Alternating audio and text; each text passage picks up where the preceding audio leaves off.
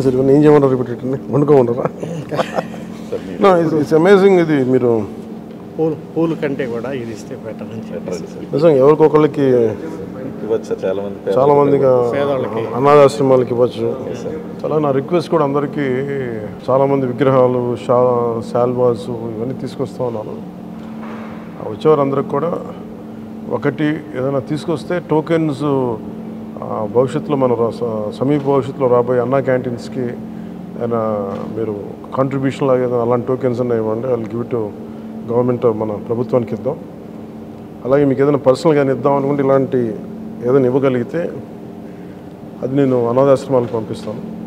అలా కాకుండా ఈ విగ్రహాలు శాల్వాలు ఇవన్నీ నిరుపయోగంగా అయిపోతున్నాయి. ఆ విగ్రహాలకు కూడా ఏం చేయాలో తెలియట్లేదు. అందుకని దయచేసి నా విన్నపం, మా ఎంపీస్ ఇది స్టార్ట్ చేశారు, ఇనిషియేట్ చేశారు. ఇట్లా మనస్ఫూర్తిగా వారి స్ఫూర్తిని తీసుకొని అందరిని దయచేసి కూరగాయలు ఇమ్మని కాదు కానీ ఫ్లవర్ బుకేస్తో మనీ వేస్ట్ చేయొద్దు, విగ్రహాల కోసం ఇబ్బంది పడద్దు, షాల్స్ కూడా తేకండి. నా రిక్వెస్ట్ అదొకటి.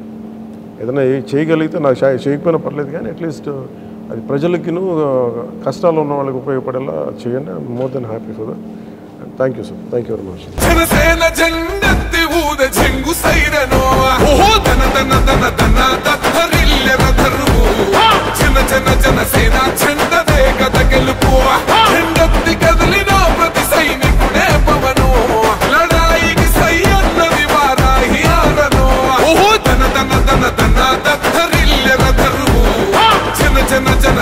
చండ దే గద